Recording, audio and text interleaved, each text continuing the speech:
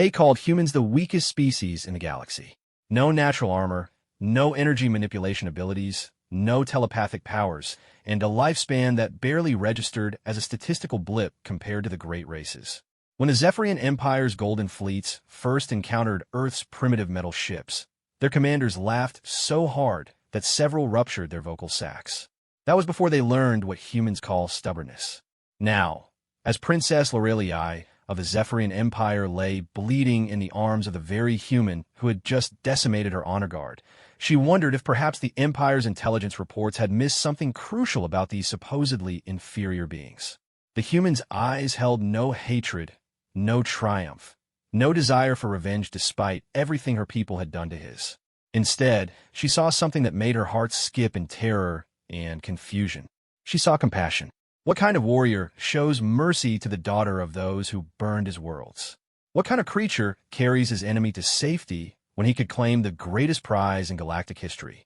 And why did her military advisor's emergency communications keep mentioning something about immediate, unconditional surrender and the human must be appeased at all costs? As consciousness faded, Princess Lorelei realized that humanity's greatest weapon wasn't their technology, their stubbornness, or even their capacity for violence. It was something far more dangerous than any weapon the galaxy had ever seen: the ability to turn enemies into allies with nothing more than unexpected kindness. The war that was supposed to end in humanity's extinction was about to take a very different turn. The meditation chamber aboard the ZES Stellar Dominance had been designed for Princess Lorelei's morning reflection. But today she found no peace among the floating crystal formations and gentle humming of the harmonic resonators. Through the massive viewport, the blue-green world below seemed to mock her with its beauty. Another human colony, another world that should have fallen within hours of the fleet's arrival, yet somehow continued to resist. "Your Highness," came the familiar voice of her military advisor, General Castrix. The towering Zephyrian's 4 arms gestured in ritualistic greeting as he entered the chamber. The ground commander's report continued difficulties with the human settlement. Lorelei turned from the viewport, her silver skin catching the light from the crystals. At 150 cycles old, she was considered barely an adolescent by Zephyrian standards, yet she commanded more respect than generals twice her age. Her luminous purple eyes fixed on Castrix with an intensity that made him unconsciously straighten his already perfect posture. Difficulties? She allowed a note of dangerous curiosity to enter her voice. "General, my father's empire has conquered 700 star systems. Our fleets have brought low species that wielded powers beyond imagination. Are you telling me that a colony of 10,000 humans is proving difficult?" Castrix's secondary arms twitched nervously. "Your Highness, these humans fight with a persistence that defies logic. Our standard psychological warfare protocols assumed they would surrender after the demonstration of our superior firepower. Instead, they have somehow improved their defenses. Their projectile weapons have increased in effectiveness by 40% since the bombardment began." Increased? How does a primitive species improve their technology during battle? "We believe they're learning from our attack patterns, Highness, adapting in real time. It is unprecedented." Lorelei moved to the tactical display that materialized at her gesture. The holographic representation of the colony showed a small settlement surrounded by agricultural zones and primitive manufacturing facilities. Red indicators marked Zephyrian positions, while stubborn blue dots indicated human resistance pockets. "Show me the ground situation." The display shifted to show the surface battle. What Lorelei saw sent a chill through her normally confident demeanor. The humans had indeed adapted. Their initial crude barricades had been replaced with sophisticated defensive positions that incorporated salvaged Zephyrian technology. Worse still, the energy signature suggested they had somehow managed to reverse engineer and improve upon Zephyrian shield generators. "How long since the initial assault?" she asked quietly. 37 standard hours, Highness. 37 hours. A primitive species had not only withstood the might of the Zephyrian Empire for over a day, but had actually strengthened their position. Lorelei felt something she rarely experienced: genuine surprise. "Prepare my personal transport. I will lead the next assault personally." "Highness, with respect, perhaps a more cautious approach. General, Lyraliai's voice carried the authority of absolute command. The humans fight with desperation because they believe they have nothing to lose. When they see a member of the Imperial family on the battlefield, they will understand the futility of their resistance. Prepare the 7th Honor Guard. We descend within the hour. The 7th Honor Guard represented the finest warriors the Zephyrian Empire could produce. Each soldier was genetically enhanced, equipped with personal energy shields, and armed with weapons capable of reducing mountains to dust. They had never known defeat, never retreated, never even been seriously challenged. As their elegant assault craft descended through the atmosphere of the human world, their confidence was absolute. Captain Marcus Chun watched the alien ships approach through the scope of his reconfigured plasma rifle. The weapon had started life as a simple projectile firearm, but 36 hours of desperate innovation had transformed it into something that could punch through alien armor. Around him, the other colonists worked with the focused intensity of people who knew they were fighting for their children's lives. "Sarah, how's the shield generator coming?" He called to the young engineer who had somehow figured out how to make the salvaged alien technology respond to human neural patterns. "2 more minutes," came the reply. "The interface is fighting me, but I think I've got the resonance frequency stabilized." Marcus allowed himself a moment of grim satisfaction.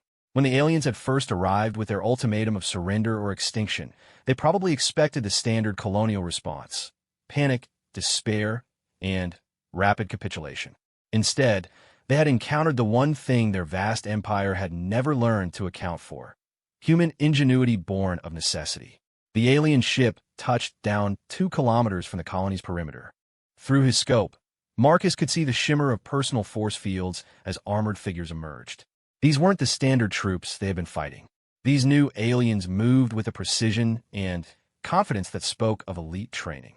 At their center walked a figure that made Marcus's breath catch. Even through the distortion of her energy shield, the alien princess was unmistakably regal. Her movements had a fluid grace that seemed to defy physics, and the way the other soldiers positioned themselves around her spoke of absolute devotion.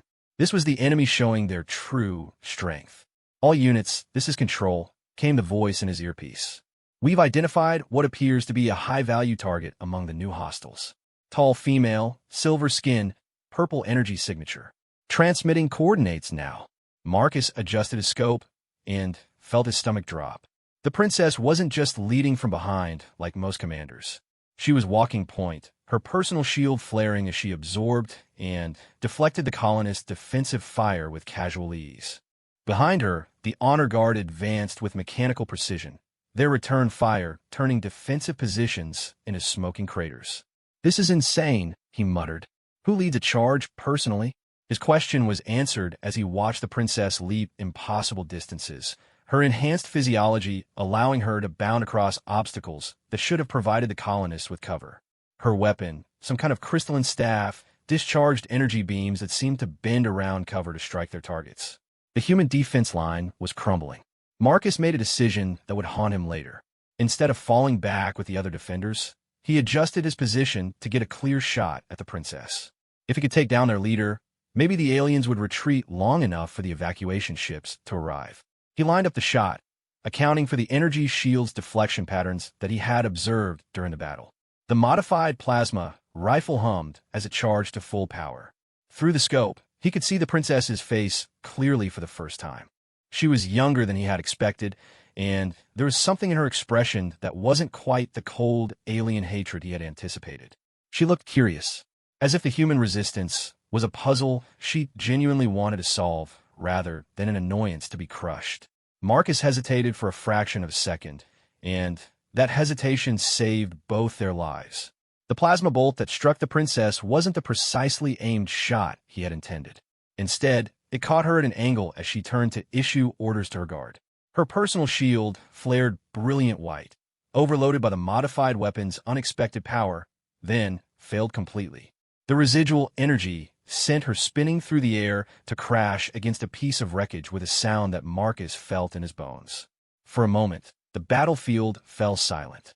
The Zephyrian honor guard stood frozen, their training warring with the impossibility of what they had just witnessed. Their princess, supposedly protected by technology that could deflect orbital bombardments, had been brought down by a single shot from a primitive human weapon. Marcus found himself moving before his conscious mind had processed what he was doing. The other colonists were already falling back to secondary positions, but something pulled him toward the fallen alien leader. Maybe it was curiosity, maybe it was the medic training that had been drilled into him during his military service, or maybe it was the way she had looked genuinely interested in understanding humans rather than simply destroying them. He reached the princess's position just as the honor guard began to react. Energy beams scorched the ground around him as he knelt beside the alien leader, but the wreckage provided just enough cover to keep him alive for the moment. Up close, Lyralii was smaller than she had seen from a distance, and the silver skin that had looked like armor was actually warm and soft to the touch. She was breathing, but there was a lot of blue-tinted blood, and her left arm was bent at an angle that definitely wasn't normal even for an alien anatomy. Marcus found himself checking her pulse, or what he assumed was a pulse, at several points along her neck until he found a rapid flutter that suggested a working cardiovascular system. "You're going to be okay," he said, not knowing if she could understand English, but feeling compelled to say something. "I'm going to get you out of here." Lyralii's eyes opened slowly, those startling purple orbs focusing on him with obvious confusion. She said something in her own language, then switched to accented but clear English. "You shot me." "Yeah, sorry about that. Now you are helping me?" Marcus considered the question while energy beams continued to sizzle overhead. It seemed like the right thing to do. The princess studied his face with an intensity that made him uncomfortable. Around them, her honor guard was advancing carefully, probably torn between the need to rescue their leader and the fear of hitting her with friendly fire. "This is not logical behavior," she said finally. "No, it's not." Marcus managed to get one arm under her shoulders and another behind her knees. "But then, most of the things humans do probably don't make sense to you." Lifting her was surprisingly easy. Either Zephyrian physiology was lighter than it appeared, or adrenaline was giving him strength he didn't know he possessed. The honor guard's advance hesitated again as they saw their princess being carried by the human who had wounded her. "Your warriors are confused," Marcus observed as he began moving toward the human lines, using the wreckage as cover. "As am I," Lyralii admitted. "Why do you risk yourself for an enemy?" "Because you're hurt, and I caused it." The explanation sounded inadequate even to him, but it was the truth. "Besides, maybe if I patch you up, we can figure out a way to end this fight without everyone dying." Lyralii was quiet for several steps, her weight warm against his chest. When she spoke again, her voice held a note of something Marcus couldn't quite identify. "In all the Empire's histories, in all our studies of conquered species, there is no precedent for this behavior." "Good. I'd hate to be predictable." They reached the human defensive line, where Marcus was greeted with a mixture of cheers and bewildered stares. Someone had actually captured an enemy leader, even if the circumstances were unconventional. "Get Dr. Patel," Marcus called. "We need medical attention here." "For the alien?" asked one of the defenders. "For the princess," Marcus corrected, settling Lyralii down in the field hospital that had been set up in the colony's main hall. "She's injured, and she's our guest now." Dr. Patel, the colony's chief medical officer, appeared with her emergency kit and stopped short when she saw the patient. "Marcus, I've never treated a Zephyrian before. I don't even know their basic physiology." "Then, I guess we'll figure it out together." He looked down at Lyralii, who was watching the humans around her with fascination. "Are you okay with her examining you? We want to help, but we need to know how." The princess considered the request seriously. "You could use me as a bargaining chip. Demand the withdrawal of our forces in exchange for my return." "We could," Marcus agreed. "But that would require threatening you, and I don't think anyone here really wants to do that." Lyralii's expression suggested this response was even more baffling than his initial rescue. "You confuse me, human Marcus Chun. How did you know my name? Your companions have been using it. Also, your identification is visible on your uniform." She paused, wincing as Dr. Patel began a careful examination. "I am Princess Lyralii of the Zephyrian Empire, 7th in line to the Celestial Throne." "Nice to meet you, Princess.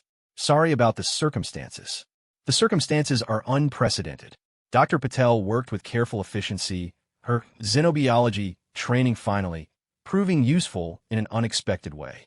"The bone structure is similar enough to human anatomy that I can work with it," she reported. "But I'm seeing some organ arrangements that are completely different. Her cardiovascular system appears to have redundant pumps, and there's something here that might be a secondary nervous system. Is she going to be okay? The arm is definitely broken, and there's some internal bleeding, but nothing that should be life-threatening if I can figure out the right treatment protocol. Dr. Patel looked up at Lyralii. Princess, I need to ask you some questions about your physiology. Can you help me help you? Lyralii's response was interrupted by a new sound, the deep harmonic tone of Zephyrian communication equipment. Outside the field hospital, several of the colonists called out in alarm. What's happening? Marcus asked. One of the defenders appeared in the doorway. The aliens have stopped shooting. All of them. They're just standing there. And something big is coming down from orbit.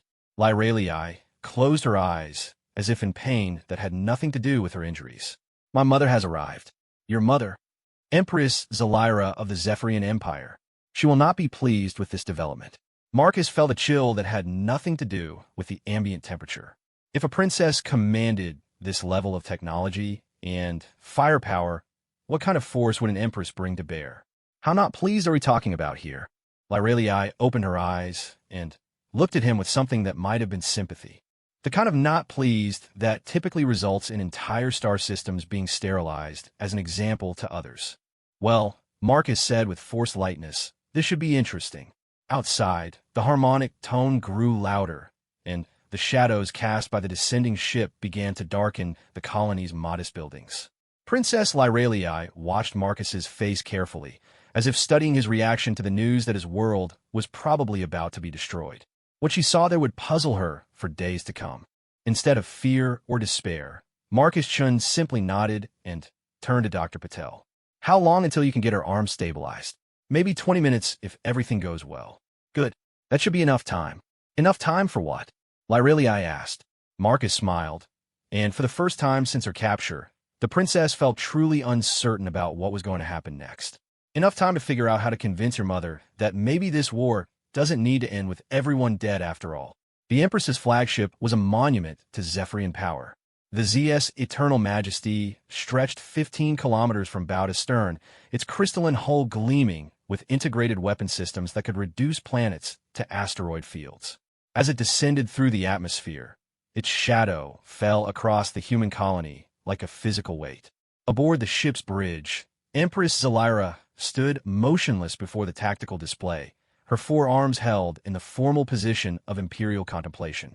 Unlike her daughter's silver skin, the Empress bore the deep purple complexion that came with age and accumulated power among their species.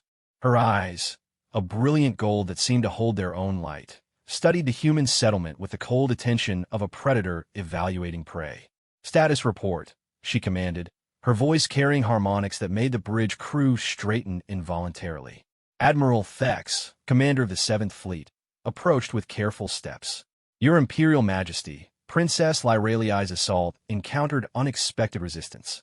The humans have demonstrated adaptability beyond our projections. And my daughter's current status? The Admiral's hesitation lasted only a fraction of a second, but Empress Zelira noticed it immediately. Admiral, Princess Lyralii was injured during the engagement, Your Majesty. She is currently in human custody. The temperature on the bridge seemed to drop several degrees. Empress Zelira turned slowly to face her admiral, and several junior officers found excuses to check their instruments rather than witness what was about to happen. Explain. Admiral Thex activated a holographic playback of the battle. The display showed the honor guard's advance, the princess's tactical leadership, and then the moment when a modified human weapon overwhelmed her personal shields. What happened next defied everything in Zephyrian military doctrine. The human responsible for injuring Princess Lyralii subsequently carried her to safety rather than using her as leverage for immediate surrender demands, the Admiral reported, his voice carefully neutral. Empress Zelira watched the playback 3 times in silence. Each viewing seemed to increase her confusion rather than clarify the situation. The human warrior wounded my daughter, then chose to protect her rather than capitalize on his advantage? That appears to be correct, Your Majesty. And the colony's current demands for her return? There have been no demands, Your Majesty. Long-range scanning indicates they're providing medical treatment. The Empress moved to the primary viewport and gazed down at the tiny settlement that had somehow managed to capture a member of the imperial family. In 7 centuries of conquest, The Zephyrian Empire had encountered every form of resistance imaginable. Desperate last stands, calculated retreats, negotiated surrenders, and strategic deceptions. But never had they faced an enemy that would wound one of their leaders only to immediately attempt healing. "What is our intelligence assessment of human psychology?" she asked. Chief Intelligence Analyst Korith stepped forward, her data tablets floating in careful formation around her. "The humans demonstrate extreme pack loyalty and defensive capabilities, Your Majesty. However, their individual psychology remains contradictory. They appear to operate on multiple decision-making frameworks simultaneously." Elaborate. In previous engagements, humans have shown both ruthless tactical efficiency and what they term mercy toward defeated opponents. They will fight with suicidal determination to protect their offspring, yet they have documented cases of risking their lives to save the young of other species, including ones they consider enemies. Empress Salira processed this information with the analytical mind that had built an empire. "You're suggesting their behavior is unpredictable?" "More than unpredictable, Your Majesty. It appears to be genuinely paradoxical. They make decisions based on principles that often conflict with immediate tactical advantage, such as treating the wounds of an enemy leader rather than exploiting her capture." "Precisely, Your Majesty." The Empress was quiet for several minutes, her golden eyes studying the human settlement through the viewport. Finally, she spoke without turning from the window. "Prepare a diplomatic shuttle. I will speak with these humans directly."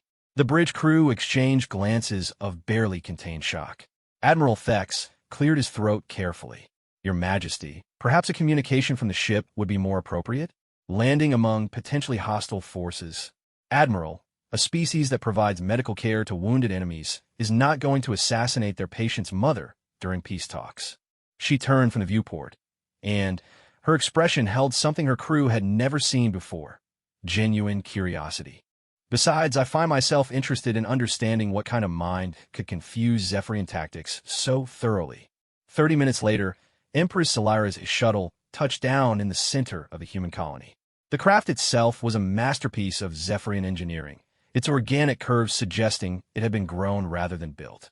As the entry ramp extended, the assembled humans got their first look at the most powerful individual in a galactic empire. Marcus Chun stood at the front of the welcoming committee, feeling acutely aware that he was about to conduct diplomacy in muddy work clothes with an individual who commanded technology that could sterilize solar systems. Beside him, Dr. Patel provided what she hoped was a reassuring presence, though her own nervousness was obvious. The Empress emerged from her shuttle with the fluid grace that seemed to be a Zephyrian genetic trait, but where Princess Lyralii had moved with youthful energy, Empress Salira moved with the measured confidence of absolute authority. She was taller than her daughter, and the purple complexion gave her an otherworldly majesty that made the human delegation feel like children meeting an adult. "I am Empress Salira of the Zephyrian Empire," she announced, her voice carrying easily across the open ground. "I have come for my daughter." Marcus stepped forward, hoping his voice wouldn't crack under the pressure. "Your Majesty, I'm Marcus Chun. Princess Lyralii is receiving medical treatment. She's safe." The Empress studied him with those unsettling golden eyes. "You are the one who wounded her." "Yes, ma'am." "And then provided aid." "Yes, ma'am." "Why?" The question was asked with such direct intensity that Marcus felt compelled to answer with complete honesty. "Because she was hurt, and I was the one who hurt her. It seemed wrong to just leave her there." Empress Salira tilted her head slightly, a gesture that somehow managed to convey both confusion and consideration. "You felt responsibility for her welfare after establishing her as an enemy combatant." "I guess so. I mean, we're at war, but that doesn't mean we have to be cruel about it." "Cruel." The Empress repeated the word as if testing its meaning.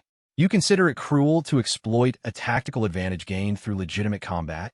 Dr. Patel stepped forward before Marcus could answer. "Your Majesty, if I may, in human culture, there's a distinction between fighting someone and harming them unnecessarily. Once Princess Lyralii was injured, she wasn't a threat anymore. At that point, helping her became more important than any tactical advantage." The Empress focused her attention on the doctor. "You are the one providing treatment?" "Yes, Your Majesty. Though I have to admit, I'm working mostly from guesswork about Zephyrian physiology." "And her current condition?" Stable. The arm fracture was more complex than human bones, but I think we've got it properly aligned. The internal bleeding has stopped, and her vital signs are strong. Dr. Patel paused. She's been asking about you, actually. I think she's worried about how you'd react to all this. Something that might have been amusement flickered across the Empress's features. My daughter has always been overly concerned with political implications. May I see her? Of course. She's in our medical facility. The procession that followed was unlike anything in the history of either species. An empress who commanded stellar fleets walked through a primitive human settlement, flanked by creatures whose technology she could have obliterated with a thought, toward a medical facility that was little more than a converted warehouse. Her personal guard of elite warriors maintained formation around her, but their weapons remained ceremonially lowered. The medical facility had been hastily reorganized to accommodate their distinguished patient. Princess Lyralii lay on a bio-bed that Dr. Patel had improvised from human medical equipment and salvaged Zephyrian components. Her left arm was immobilized in a support frame that bore more resemblance to human engineering than alien technology, but it appeared to be working effectively. The princess looked up as her mother entered, and Marcus was surprised to see what appeared to be relief in her expression. Mother, Lyralii. Empress Elira approached the bio-bed and spent several moments examining both the injury and the improvised treatment. You appear to be receiving adequate care.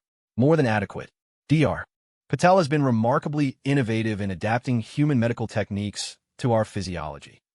The Empress turned to Dr. Patel. You have my gratitude, Doctor. Just doing my job, Your Majesty. Your job is to provide medical care to the soldiers attempting to destroy your colony. Dr. Patel considered the question seriously. My job is to help people who are hurt.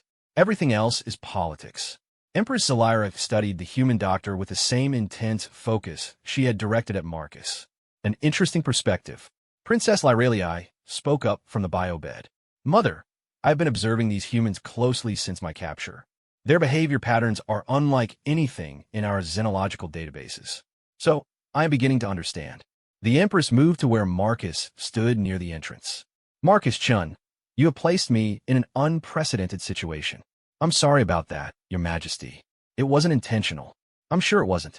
Nevertheless, you have created a circumstance that requires careful consideration. She gestured toward her daughter. Princess Lyralii is seventh in line to the celestial throne. Her capture by enemy forces would normally demand immediate and overwhelming retaliation. Marcus felt the weight of those words settle over the room. But, she was not captured through treachery or cruelty. She was injured in legitimate combat, then aided by the very individual who wounded her. This creates a complexity in our traditional response protocols. What kind of complexity? Empress Elira was quiet for a long moment, her golden eyes moving between Marcus, Dr. Patel, and her daughter. When she spoke again, her voice carried a note of something that Marcus couldn't quite identify. In Zephyrian culture, there's an ancient concept called velexthira. It translates roughly to debt of unexpected kindness. When someone provides aid without expectation of reciprocal advantage, particularly to one who should be considered an enemy, it creates an obligation that transcends normal political or military considerations. I don't understand. Marcus Chun, by your actions, you have created a debt that the imperial family owes to your people. This debt cannot be discharged through normal diplomatic channels because your motivations appear to have been entirely altruistic. Dr. Patel stepped forward. Your Majesty, are you saying that because Marcus helped your daughter, the war between our species might be reconsidered? I am saying, Doctor, that this situation requires a response that our military doctrine never anticipated. The Empress looked directly at Marcus. You have shown mercy to my daughter when you could have exploited her vulnerability. This demonstration of character suggests that perhaps our initial assessment of human nature was incomplete. Princess Lyralii spoke up from her bio-bed. Mother, I have been analyzing their tactical adaptations during the ground assault. These humans learn and improve at a rate that exceeds our projections. But, more than that, they fight with a coordination that suggests deep social bonds. Elaborate. They risk themselves for each other automatically, not because of military discipline or command structure, but because they appear to genuinely care about each other's welfare. It's a psychological framework we have never encountered. Marcus found himself speaking before he consciously decided to. Your Majesty, maybe that's because you've been thinking about this wrong. The silence that followed his words was profound. Several of the Empress's guards shifted positions slightly, and Marcus realized he had just contradicted the ruler of a galactic empire. Explain, the Empress said finally. You keep talking about humans like we're a military problem to be solved. But most of us aren't soldiers. We're just people trying to protect our families and build something better for our children. Marcus gestured toward the princess. When I saw your daughter hurt, I didn't see an enemy leader or a tactical advantage. I saw someone who needed help. And this perspective is common among your species? More common than you might think. Empress Zelira walked to the window and looked out at the human settlement. From this vantage point, she could see families working together to repair damage from the bombardment, children playing in areas that have been cleared of debris, and adults teaching the young ones how to operate the improvised defensive systems. What do you want, Marcus Chun? The question caught him off guard. Mong, your colony is surrounded by Imperial forces. Your world is under blockade by a fleet that could reduce it to asteroids. You have provided aid to a member of the Imperial family, creating obligations that span both our species. What outcome do you desire from this situation? Marcus looked around the room at Dr. Patel, at Princess Lorelei, at the alien guards who had been enemies hours before. I want everyone to get home safely. Your daughter back to her family, our people back to building their lives. And maybe, if we're really lucky, we figure out a way to avoid fighting each other in the future. That is all. That's everything. The Empress returned her attention to the humans in the room, and when she spoke again, her voice carried an authority that seemed to make the air itself respond. Marcus Chun, Dr. Patel, citizens of this colony, you have demonstrated qualities that the Zephyrian Empire has not encountered in 7 centuries of expansion. Your actions have created obligations that require careful consideration. She moved to her daughter's bio bed and placed one hand gently on Princess Lyralei's shoulder. I hereby declare a cessation of hostilities pending formal negotiations between our species. Princess Lyralei will remain here to continue her recovery and to serve as my representative in establishing diplomatic protocols. Marcus felt his knees go weak with relief. Thank you, Your Majesty. Do not thank me yet, Marcus Chun. What you have begun here will have consequences across the entire galaxy. The Zephyrian Empire does not easily change course, and there are those who will view this development as weakness rather than wisdom. What do you mean? Empress Zelira's expression grew serious. Other worlds in our empire will learn of this incident. They will see that humans managed to wound, capture, and then heal a member of the Imperial family. Some will interpret this as an opportunity. An opportunity for what? Rebellion. The weight of that single word settled over the room like a physical presence. Marcus realized that his simple decision to help an injured enemy might have just triggered political upheaval across an entire galactic civilization. Your Majesty, Dr. Patel said quietly, what kind of rebellion are we talking about? The kind that could shatter an empire that has maintained stability for over a millennium, Doctor. The kind that could plunge hundreds of star systems into chaos. The Empress looked directly at Marcus. The kind that will require new alliances to prevent galaxy-wide war. Princess Lyralei struggled to sit up straighter on the bio bed. Mother, perhaps this is an opportunity rather than a crisis. Explain. If other species learn that humans treat their enemies with unexpected kindness, and that this kindness led to diplomatic resolution rather than military conquest, it could establish a new model for interaction between civilizations. Empress Zelira considered her daughter's words carefully. You are suggesting that human behavior could serve as a stabilizing influence rather than a destabilizing one? I am suggesting that perhaps the Empire's traditional methods have created more fear than loyalty among our subject species. If they see an alternative approach, one based on mutual benefit rather than subjugation, they might choose cooperation over rebellion. Marcus found himself in the strange position of providing advice to the rulers of a galactic empire. Your Majesty, on Earth we have a saying, you catch more flies with honey than with vinegar. Maybe the problem isn't that your empire is too strong, but that it's been using strength as the only tool for dealing with other species. The Empress was quiet for several minutes, her golden eyes studying the humans around her. Finally, she spoke. Marcus Chun, I'm going to make you an offer that will change the course of galactic history. The silence that followed Empress Zalira's words stretched across the improvised medical facility like a hell breath.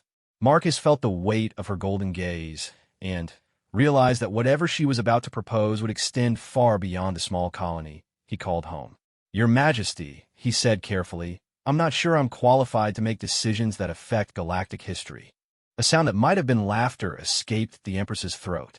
"Qualification is rarely a requirement for those who shape events, Marcus Chun. Leaders are often simply individuals who find themselves in circumstances where someone must act, and they possess the courage to do so." Dr. Patel stepped closer to Marcus, her expression concerned. "What kind of offer are you proposing, Your Majesty?"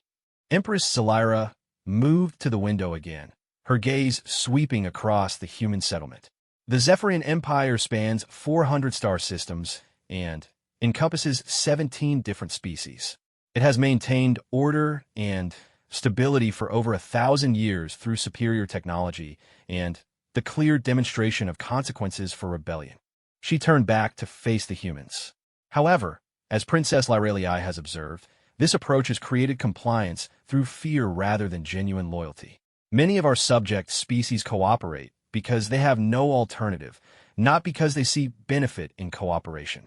Marcus was beginning to understand where this was leading, and the implications were staggering. "You're talking about changing how your entire empire operates." "I'm talking about experimenting with an alternative approach. The human tendency to show compassion, even to enemies, represents a diplomatic tool that the Zephyrian Empire has never possessed." The Empress moved closer to Marcus, her presence both commanding and oddly reassuring. "I propose that humanity serve as mediators between the Empire and species that are considering rebellion." "Mediators? Your species demonstrates qualities that could de-escalate conflicts before they require military intervention. If other civilizations see that cooperation with the Empire can lead to genuine partnership rather than subjugation, they may choose negotiation over warfare." Dr. Patel frowned. "Your Majesty, that sounds like you want us to help you maintain control over other species." "No, Doctor. I want you to help us transform the nature of that control from fear-based compliance to mutually beneficial cooperation." Empress Zalira gestured toward Princess Lyralii. "My daughter's experience here has demonstrated that humans possess diplomatic capabilities we lack. You found a way to turn a combat situation into a medical emergency and a capture scenario into a healing opportunity." Princess Lyralii spoke from the bio bed, her voice thoughtful. "Mother, perhaps we should explain the current situation more completely." "Agreed." The Empress activated a holographic display that materialized above the medical equipment. The projection showed a three-dimensional map of the local galactic region, with different colored indicators marking various star systems. The red indicators represent systems where our intelligence services have detected organized resistance movements. The orange indicators show systems where political stability is declining but has not yet reached critical levels. The green indicators represent fully integrated imperial territories. Marcus studied the display and felt his heart sink. The red indicators significantly outnumbered the green ones. How many systems are we talking about? 47 systems in active rebellion, another 73 approaching critical instability. The Empress manipulated the display to show a closer view of several red mark systems. "Our traditional response would be to deploy overwhelming military force to demonstrate the consequences of defying imperial authority. And now we have witnessed an alternative approach. When Princess Lyralii was wounded and captured, the logical expectation was either execution as a war trophy or ransom demands backed by threats of harm. Instead, you provided medical care and requested nothing in return." Dr. Patel was studying the holographic display intently. "Your Majesty, what would these rebellious systems think if they learned about what happened here?" "An excellent question, Doctor. Our intelligence analysts have prepared several projection models." The display shifted to show various scenario outcomes. "If we suppress information about this incident and proceed with traditional military responses, the rebellion will likely spread to additional systems, potentially destabilizing the entire imperial structure. And if they learn about it, the projections become much more interesting." New data streams appeared in the hologram. If rebellious systems learn that humans were able to negotiate successfully with the Empire, and that this negotiation was achieved through demonstrating unexpected compassion. It could encourage other species to attempt diplomatic solutions rather than military ones. Marcus was beginning to see the scope of what the Empress was proposing. You want us to serve as examples of how to deal with the Empire peacefully. More than examples. I want humanity to serve as active mediators in negotiations with rebellious systems. Your species appears to possess a unique ability to understand multiple perspectives simultaneously and find solutions that benefit all parties. Princess Lyralii struggled to sit up straighter. Marcus, during my time here, I have observed something remarkable about human psychology. You seem to instinctively look for ways to transform conflict into cooperation. Even our initial combat engagement was treated as a problem to be solved rather than an enemy to be destroyed. What do you mean? Your defensive innovations during the battle. Rather than simply trying to inflict maximum casualties on our forces, your people focused on creating barriers and deterrents that would force us to reconsider our approach. You were fighting to make the conflict stop, not to make us suffer. Dr. Patel nodded slowly. That does sound like human nature. We prefer to win by making fighting unnecessary rather than by being better at violence. Empress Zelira studied the humans with renewed interest. This perspective could be invaluable in dealing with rebellious systems. Instead of demanding submission or threatening destruction, human mediators could help identify solutions that address the legitimate concerns of both sides. Marcus felt the weight of responsibility settling on his shoulders like a physical burden. Your Majesty, I appreciate the confidence, but I'm a colonial engineer, not a diplomat. I fix water recycling systems and maintain atmosphere processors. I don't know anything about mediating galactic conflicts. And yet you instinctively found a way to transform a military engagement into a diplomatic opportunity, the Empress pointed out. The skills required for successful mediation are often intuitive rather than learned. But what about Earth? What about the other human colonies? If we agree to this, what happens to our own people? The Empress's expression grew more serious. That is the other component of my proposal. In exchange for human assistance in mediating imperial conflicts, the Zephyrian Empire would offer humanity full membership status rather than subjugation. The silence that followed was profound. Dr. Patel was the first to find her voice. Membership status? Equal partnership in imperial governance. Human representatives would have voting rights in imperial councils. Human colonies would be protected by imperial fleets rather than threatened by them. Human technology and cultural perspectives would be integrated into imperial policy development. Marcus felt dizzy. You're offering to make humanity equal partners in your empire? I'm offering humanity the opportunity to help transform the Zephyrian Empire into something better than it currently is. Empress Zelira moved closer to Marcus, her golden eyes intense. Your species has demonstrated capabilities that could benefit not only the Empire but every civilization within it. Princess Lyralii spoke up. Marcus, this could prevent wars across hundreds of star systems. If human mediation can resolve conflicts peacefully, millions of lives could be saved. Dr. Patel looked troubled. But what if we fail? What if our mediation attempts don't work? Then we will have learned something valuable about the limitations of diplomacy, and we will still be in no worse position than we are currently, the Empress replied. However, I believe failure is unlikely. Why? Because your species has already succeeded in the most difficult mediation challenge imaginable. You convinced the ruler of the Zephyrian Empire to consider alternatives to military force simply by demonstrating unexpected kindness to her daughter. Marcus realized that everyone in the room was looking at him expectantly, as if he had been elected to make this decision for all of humanity. The weight of that responsibility was almost paralyzing. Your Majesty, I need to understand something.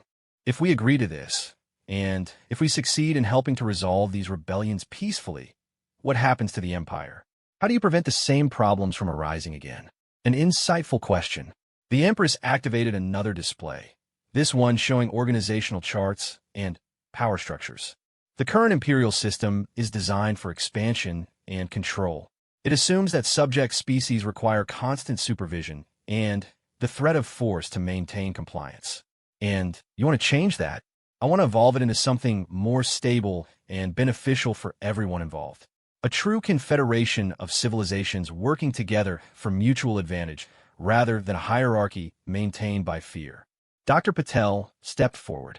Your Majesty, that sounds like you're talking about dismantling the empire entirely. I'm talking about transforming it into something better. The current system is ultimately unsustainable.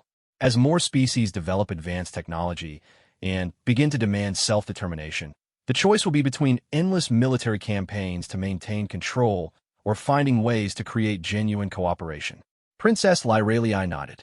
The rebellion indicators you showed us represent only the beginning. Our analysts project that within 2 centuries, military force alone will be insufficient to maintain imperial cohesion. Marcus found himself thinking about the implications beyond just the immediate crisis. What about the species that have been loyal to the empire? How do they benefit from this change? They gain genuine partnership rather than protected servitude, the Empress replied. Currently, even our most loyal subject species are limited in their ability to influence imperial policy or pursue their own development goals. In a confederation model, each civilization would have the opportunity to contribute their unique strengths while benefiting from collective security and shared resources. And humanity would be helping to design this new system. Humanity would be essential to designing it. Your species appears to possess intuitive skills for balancing multiple competing interests and finding solutions that benefit all parties. Dr. Patel looked thoughtful. It's an interesting proposal, Your Majesty, but shouldn't this decision be made by human leaders rather than by a colonial engineer and a doctor? Under normal circumstances, yes, the Empress agreed. However, the current situation is far from normal. Every day we delay making this decision. More systems move toward open rebellion.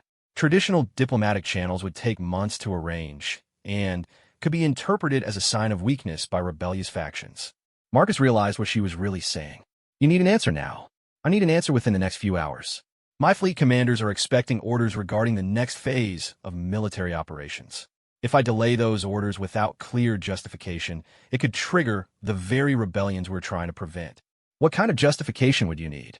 A formal agreement with humanity to serve as mediators in the current crisis situations. Something concrete that I can present to the Imperial Council as an alternative to military escalation. Princess Lyralii spoke up. Marcus, I understand the pressure this puts you under, but consider the alternatives. If the Empire proceeds with traditional military responses to these rebellions, the conflicts will spread. Eventually, they will reach human space. How long until that happens? Our projection models suggest 18 to 24 months before the rebellion spreads to human-inhabited systems. The weight of that information settled over Marcus like a physical burden. They weren't just being asked to help resolve alien conflicts. They were being offered a chance to prevent those conflicts from eventually consuming humanity as well. Dr. Patel moved closer to Marcus. What are you thinking? Marcus looked around the room at the assembled figures. An alien empress who commanded stellar fleets. Her injured daughter who had been transformed from enemy to patient to diplomatic partner. The human medical professional who had adapted alien physiology to human healing techniques, and the guard from both species who stood ready to protect former enemies. I'm thinking that maybe this is what evolution looks like, he said finally. Not just biological evolution, but social and political evolution. Maybe sometimes you have to take a chance on something completely new because the old ways aren't working anymore. Empress Zelira stepped closer. Is that your answer, Marcus-chun? Marcus took a deep breath and made the decision that would change the course of galactic history. Yes, Your Majesty. On behalf of humanity, I accept your proposal. We'll help you try to transform the Empire into something better. The Empress's response was immediate and decisive. Then we begin immediately. Princess Lyralii will remain here to coordinate with human representatives while I return to the capital to present this agreement to the Imperial Council. What about the rebellious systems? We will select the 3 most critical situations and dispatch combined human-Zephyria mediation teams within 48 hours. She looked directly at Marcus. I hope you're prepared to learn very quickly. Marcus-chun, the future of galactic civilization may depend on humanity's ability to demonstrate that there are alternatives to endless warfare. As if to emphasize her point, a new alarm began sounding from the Empress's communication devices, and Admiral Thex's voice came through clearly. Your Majesty, urgent communication from the capital. The Andromedae Collective has just declared independence from the Empire and is rallying other systems to join them. Empress Zelira closed her eyes briefly. Then, open them with renewed determination. It appears our first test will come sooner than anticipated. The emergency session aboard the ZS Eternal Majesty brought together the most unlikely diplomatic team in galactic history. Marcus Chan sat beside Princess Lyralii at a conference table designed for beings twice his size, studying holographic displays that showed the strategic situation across the Andromedae Collective's 12 star systems. The collective represents our most serious challenge yet, Admiral Thex was explaining to the assembled group.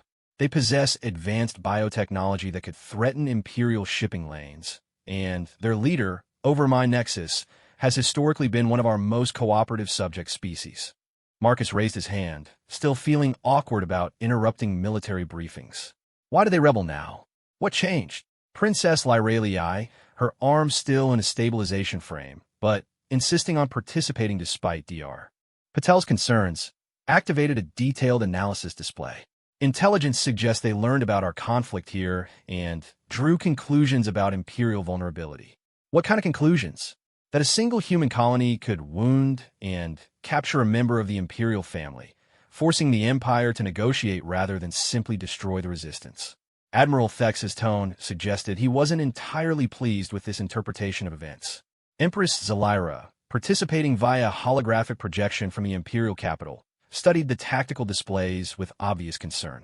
The Andromedae situation is complicated by their unique social structure. They function as a collective consciousness, making individual negotiation extremely difficult. Dr. Patel, who had been quietly reviewing xenobiological data, looked up from her tablet. How collective are we talking about? Single hive mind, or more like a networked intelligence?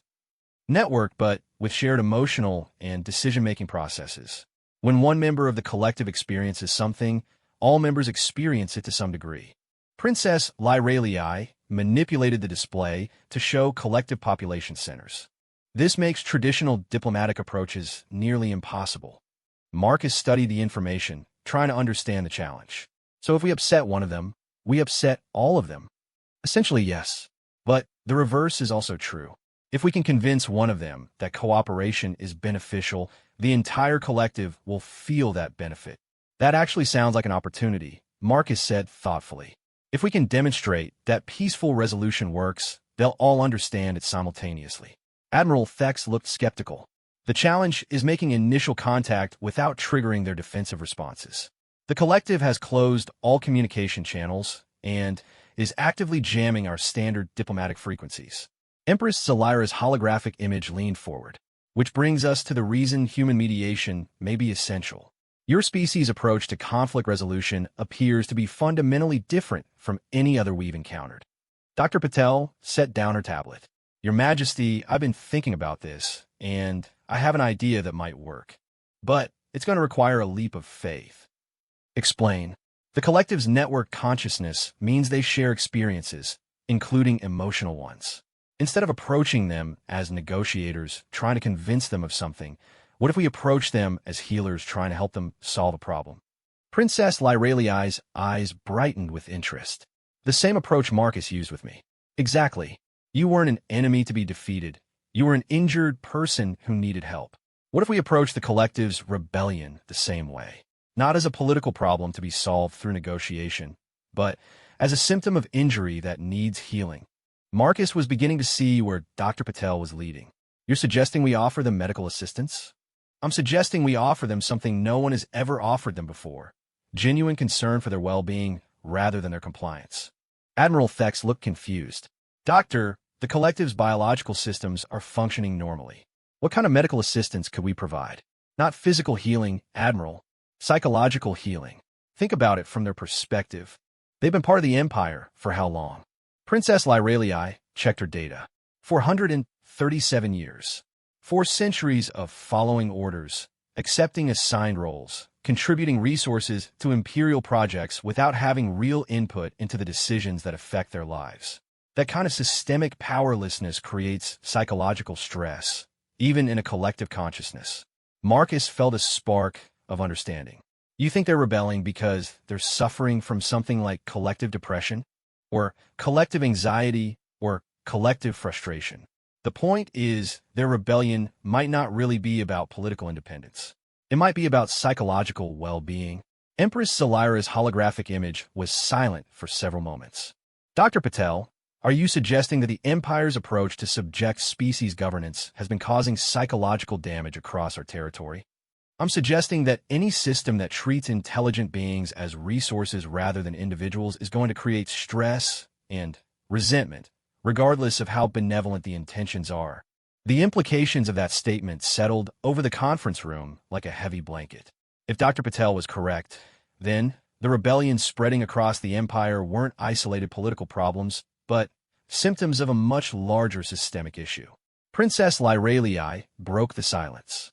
If that's true, then traditional military responses would only make the underlying problem worse. Exactly.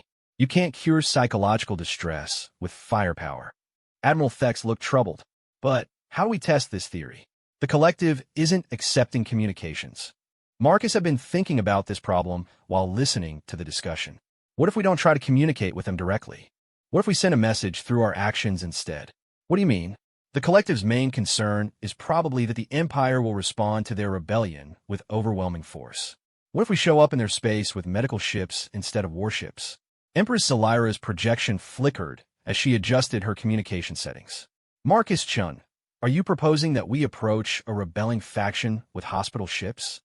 I'm proposing that we approach them the same way I approached Princess Lyralii, as people who are hurt and need help. Dr. Patel nodded enthusiastically. It could work.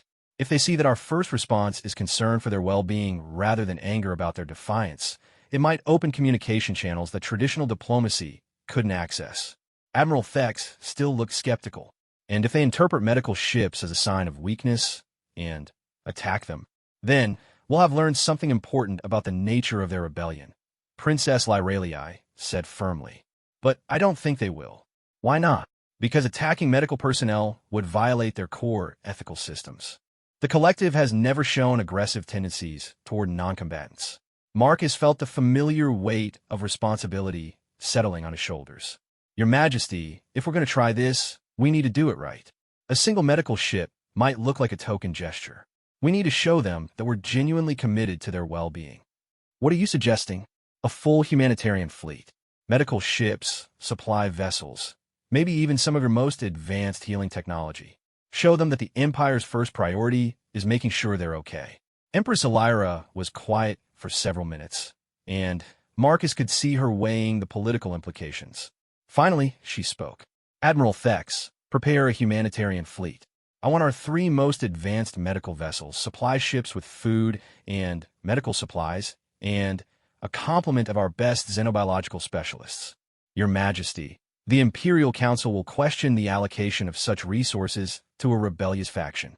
The Imperial Council will question many things about our new approach, Admiral. However, they will question it much more severely if this rebellion spreads to additional systems. Dr. Patel leaned forward. Your Majesty, I'd like to volunteer to accompany the medical mission. Doctor, that could be extremely dangerous. If this approach fails, you could be placing yourself in the hands of hostile forces. All medical work involves risk, Your Majesty. Besides, if we're going to convince them that we're genuinely concerned about their well-being, we need to have medical personnel who understand both human and Zephyrian approaches to healing. Princess Lyralii struggled to stand from her chair. I want to go as well. Absolutely not, Dr. Patel said firmly. You're still recovering from serious injuries, which makes me perfect for this mission. The collective will see that I'm still being cared for by the human medics who helped me. It demonstrates the continuity of care that they need to understand. Marcus realized that the princess had identified something crucial. She's right. If they see that we're still taking care of someone who was originally our enemy, it proves that our concern isn't just a diplomatic tactic. Empress Elira considered this carefully. Lyralii, are you certain you're prepared for this responsibility? Mother, this is exactly what I've been training for my entire life. The opportunity to prevent a war through diplomacy rather than fighting one through military action. Very well. Admiral, add Princess Lyralii and Dr. Patel to the mission roster. Admiral Thex made notes on his tactical display. Your Majesty, what about human representation? If this is to be a combined effort, everyone looked at Marcus, who realized he was once again being volunteered for something far beyond his original job description. I suppose I should go too, he said with resignation. Though I have to point out that I still don't know anything about interstellar diplomacy. You know about treating people decently, Dr. Patel replied. That's apparently a rare skill in galactic politics. The fleet that departed for Andromeda's space 3 days later was unlike anything in Imperial history. The ZS Medical Harmony led a convoy of 7 ships, whose primary purpose was healing rather than destruction. Aboard the flagship, Marcus found himself studying xenobiological databases and trying to understand the collective consciousness psychology that they would soon encounter. The key is to remember that they experience everything as a group. Princess Lyralii was explaining as they approached the collective's outer perimeter. When we help one of them, we're helping all of them. But when we inadvertently cause distress to one, we cause it to everyone. Dr. Patel looked up from her medical preparations. It's actually similar to treating a family system. You can't just focus on the individual patient. You have to consider how your treatment affects the entire family dynamic. Marcus watched the tactical displays as they entered collective space. So far, no hostile response, but no communication attempts either. How do we make first contact with a collective consciousness that isn't talking to us? We wait for them to contact us, Princess Lyralii replied. And we make sure our first actions demonstrate our intentions clearly. The answer came 6 hours later, when collective vessels began appearing around the humanitarian fleet. The ships were organic-looking structures that seemed to pulse with their own internal light, and their movement patterns suggested a coordination that went beyond normal fleet tactics.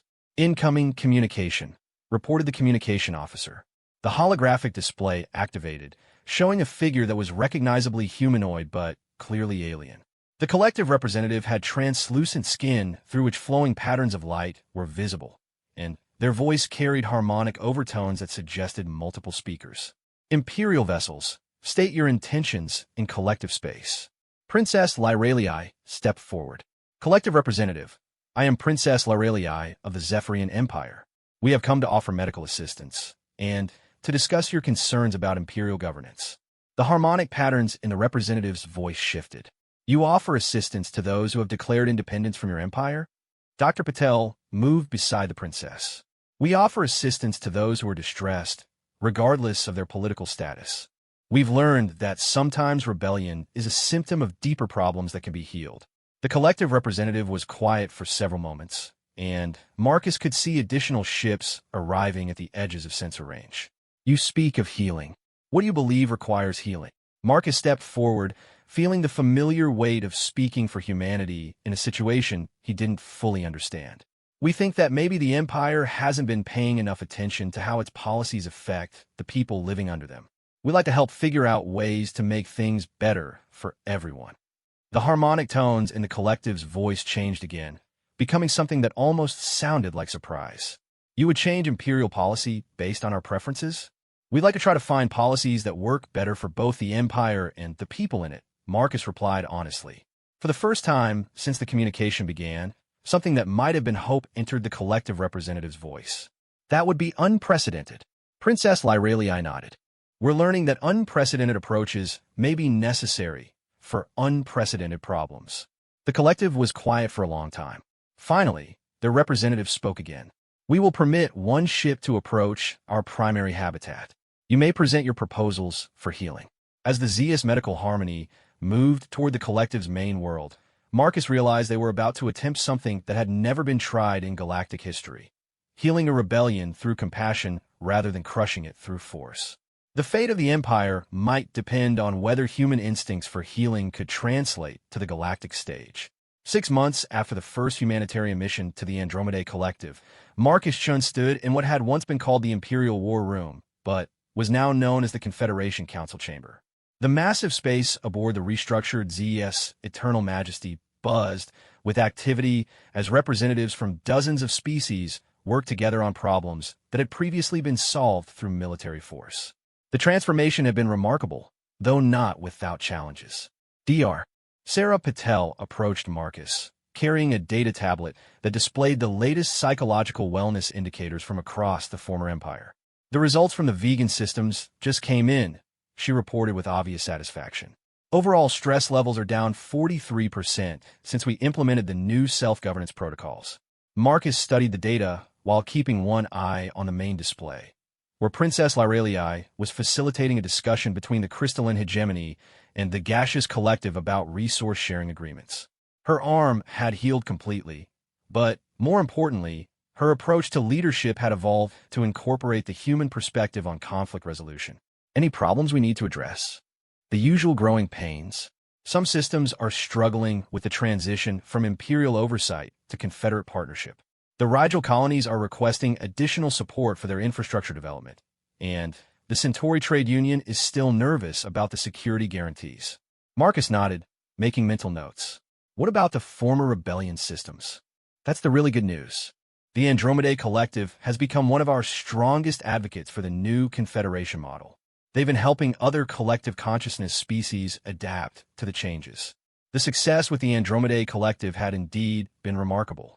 When the humanitarian fleet had arrived at their primary world, they had been prepared for anything except what actually happened.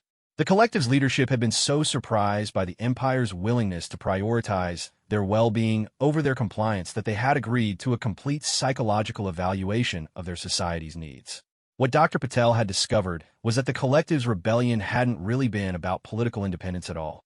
It had been about a deep psychological need for acknowledgement of their contribution to imperial society and recognition of their unique perspective on resource management. Once those needs were addressed through formal representation in Confederate decision-making, the collective had not only ended their rebellion, but had become active participants in reforming the entire imperial structure. Marcus came a familiar voice with harmonic overtones, and he turned to see Nexus Prime, the Andromedae Collective's primary representative to the Confederation. The collective consciousness had chosen to interact with other species through this single individual, though everyone understood that Nexus Prime spoke for millions of connected minds. Nexus Prime, how are the integration discussions going? Remarkably well. The Zephyrian willingness to adapt their governmental structures to accommodate collective decision-making has exceeded our projections. Nexus Prime gestured toward the main display. However, we have identified a new challenge that requires human consultation. What kind of challenge? The Outer Rim systems have begun requesting Confederation membership, but they were never part of the original empire. They represent entirely independent civilizations that have observed our transformation and wish to participate. Marcus felt a familiar flutter of apprehension. How many systems are we talking about? 67 star systems representing 12 different species. Dr. Patel looked up from her data tablet. That would more than double the size of the Confederation and create entirely new categories of challenges, added Princess Lyralii, who had finished her mediation session and joined their conversation. We've developed protocols for transforming imperial subjects into Confederate partners, but we have no framework for integrating completely independent civilizations. Marcus moved to one of the viewing windows and looked out at the diverse fleet of ships surrounding the council vessel. 6 months ago, this would have been a battle fleet preparing to crush resistance. Now, it was a mobile diplomatic platform hosting representatives from species that had chosen cooperation over conquest. What do the applicant species want from Confederation membership? Nexus Prime activated a holographic display showing the requesting systems, primarily security guarantees and trade access. They have observed that Confederation members receive protection from external threats and benefit from shared technological advancement. And were they willing to contribute? That varies by species, but most offer either unique resources or specialized knowledge. The quantum mathematicians of the Stellaris cluster, for example, have developed computational techniques that could revolutionize our navigation systems. Princess Lyralii looked thoughtful. The real question is whether we can maintain the Confederation's core principles while expanding to include species we've never interacted with before. What core principles? Marcus asked. Voluntary participation, mutual benefit, and consensual governance. Every decision affects everyone, so everyone should have input into every decision. Dr. Patel frowned. That works when you have dozens of member species, but if we're talking about potentially hundreds of different civilizations, the decision-making process could become impossibly complex. Marcus finished. How do you run a democratic confederation that spans half the galaxy? Nexus Prime tilted their head in the gesture the collective used to indicate deep consideration. Perhaps the answer is not to run it, but to facilitate it. Explain. The human approach to conflict resolution emphasizes finding solutions that benefit all parties rather than imposing solutions that benefit one party over others. What if Confederation governance used the same approach? Marcus was beginning to see what Nexus Prime was suggesting. Instead of trying to create central policies that apply to everyone, we help each region develop local solutions that work for their specific circumstances. Precisely. The Confederation would provide framework principles and dispute resolution mechanisms, but actual governance would remain as local as possible. Princess Lyralii activated her own display, showing the current Confederation structure. It could work. We already have regional councils handling local issues. We would just be expanding that model to accommodate new regions with entirely different needs. But what about security? Dr. Patel asked. How do you coordinate defense across hundreds of star systems with completely different military capabilities? The same way we coordinate medical care, Marcus replied, surprising himself with the insight. We don't require every system to have identical capabilities.